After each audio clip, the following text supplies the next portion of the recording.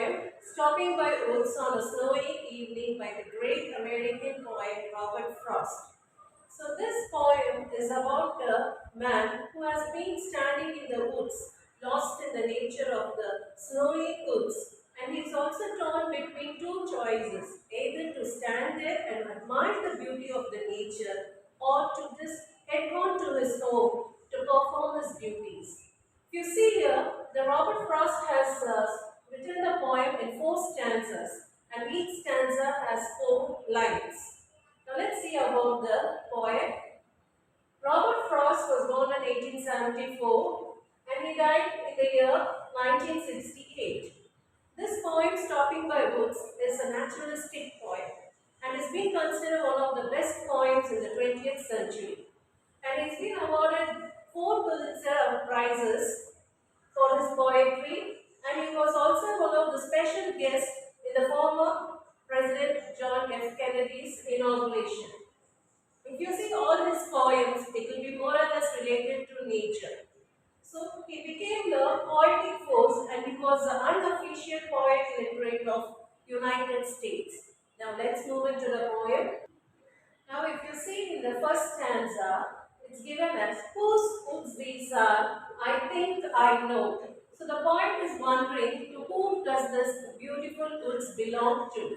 And he thinks that his house is in the village though. So the owner of the woods house will be inside the village, and that is why there is no one to take care of this wonderful, beautiful woods. He will not see me stopping here. So the poet is very much sure that he is not going to be seen by the owner of the woods whose house is inside the village. Why he will not see? Because the poet is being admired by the nature of the woods and he's been there to watch his woods fill up with snow. So it is at the very cold winter season and the woods are almost covered with the white snow. So the poet is being standing there and admiring the beauty of the woods. Now we saw that poet was traveling on his way to home and he was suddenly being attracted by the beauty of the woods that has been fully covered with the snow. Now as he was standing there and admiring the beauty of the woods, he was wondering where would the owner of the woods would be, and he was sure that his house is not here anywhere because there was no sign of any house there, and his house must be in the poor village somewhere inside, and that is why there is this these woods looks very desperate. There's no one to take care over there, and he's been standing there in that very cold climate and admiring the beauty. As he was admiring the beauty, now what happens is that this little horse, he's saying that his little horse is being somewhat strange. So in the next stanza, he's writing it as, my little horse must think it way to stop without a farmhouse near. So queer means strange. It was feeling somewhat strange, like it is there is no farmhouse over here. Then why does my owner stand over here? When there is no farmhouse and the climate is very cold, why does my owner stand here alone? And there is no farmhouse. Now where are they standing? Between the woods and the frozen lake. Imagine a lake is frozen. So how cold it will be? It is very cold over there. And in that cold climate also, in the late evening, there are only two persons, that is the horse and the poet, all alone in the woods standing and admiring the nature. It was the darkest evening of the year. So the darkest evening means it is pitch dark because the evening is being pitch dark because of the cold climate. In cold season, we know it gets dark very early, and that too it was the darkest means climate is very cold. Now we will move on to the next stanza of the poem. Here in this stanza, the poet says that he gives his harness bells a shake.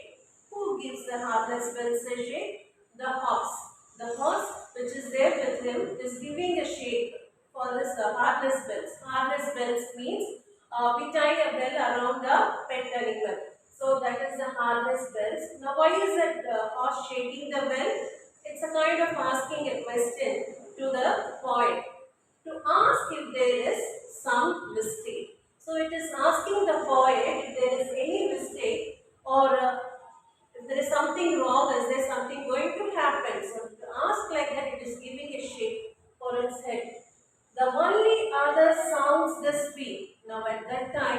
is the only other sound? There is no noise or nothing over there. The only sound that could be heard in that darkest evening was of easy wind and downy flake. So downy flake is a snowflake. So as it was falling down from the sky, that sound could be heard, and easy wind, the cool breeze of that climate, that was also being heard. So imagine there was no one over there, no noise, no sound. So with no one over there around there, only the poet and the horse is standing there in the middle of the woods.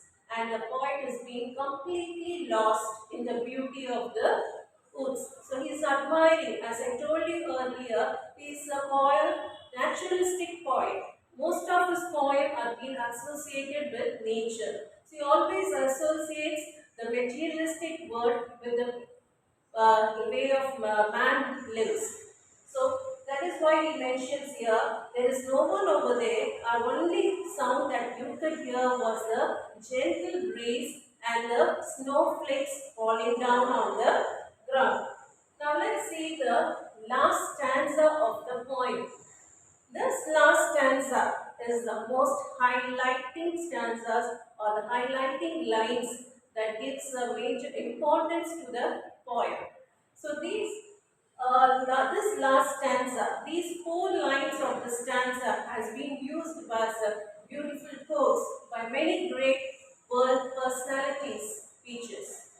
Let's see what is the reason and what is the meaning that the poet is explaining here in this stanza. So he says here, the woods are dark, lovely, dark and deep. So he said finally, the woods are really so lovely to look, and it's dark, it's thick and deep. You can go on inside and inside. As you move on inside, it is very going deeper and deeper, and it's dense, thick. It is so beautiful. But I have promises to keep.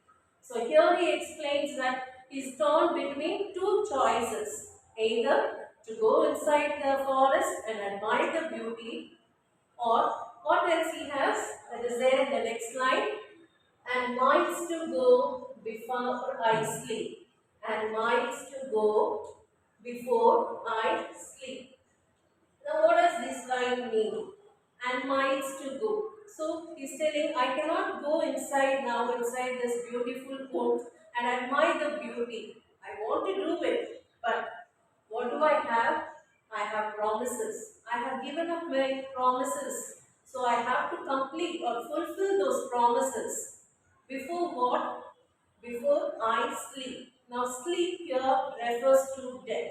So we all have a short lifespan, and within that lifespan, we have lots of duties and responsibilities that has to be completed. So that is what the point of here refers to.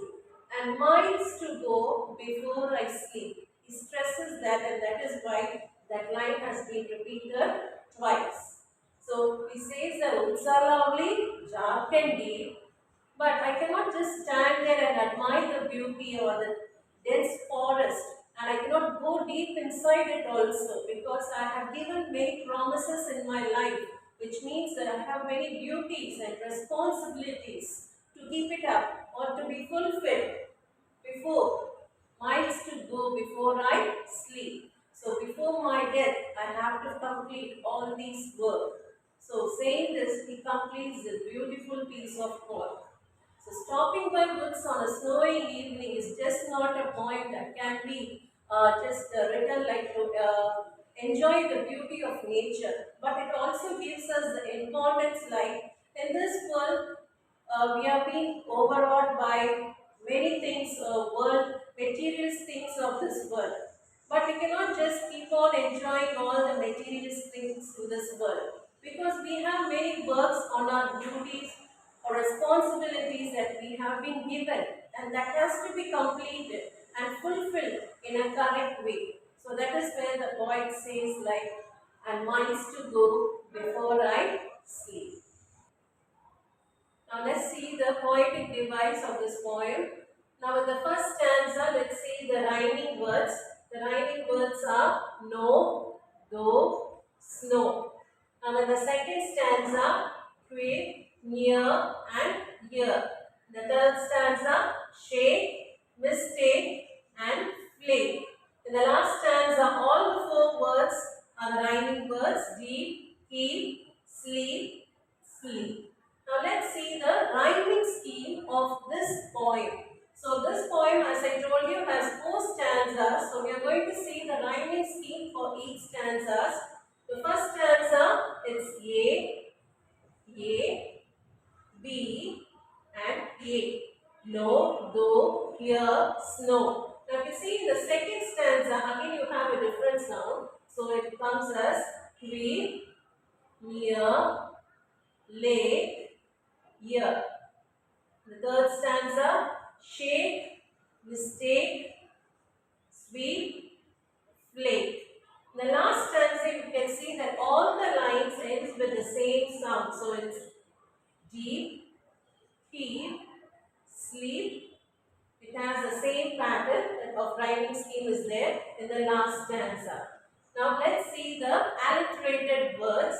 So if you see in the first stanza, the very first line of the poem, whose words these are, I think I know. So alliteration means it's a repetition of consonant sounds, words starting with consonant sound in the same line. So in this line you can see whose and whose. Here the alliterated letter will be W. Whose, whose. So it sounds same. In the same stanza, in the last line, watch, whose. The same way, in the third stanza, the third line, sound, sweet. So these are the alliterated words. Now let's move on to the poetic devices. Now let's see the figure of speech that has been used in this poem. So first thing we will see is the personification. What is personification? So personification means the human attributed is being compared to a non-living thing or an animal. So in this poem we can see the poet has been using this horse, comparing all the human characters to this horse. So if you see in this line, my little horse must think it will. Here he is imagining like the horse is thinking. So it's a human character that he describes with this horse. In the same way, here you can find he gives his harness bells a shake. Why? To ask if there is some mistake. So he's imagining like he's comparing like the horse is asking him some question. There is any mistake. So that is personification. Now next thing is imagine. So here what are the imaginations that the poet has taken by himself in describing this woods. So the darkest evening of the year. It's an imagination that the poet has used over here. And next thing is the of easy wind and downy flake. So he is imagining there is no sound over here except the easy wind, the gentle breeze, and the snowflakes falling on the ground. The last thing, the repetition, which means the same word or a line that has been repeated in the poem twice or more than that. So in that way, we can say that the last two lines has been repeated. So this is repetition. So these are the literary devices that the poet has used in this poem, stopping by woods on a snowy evening and making it one of the most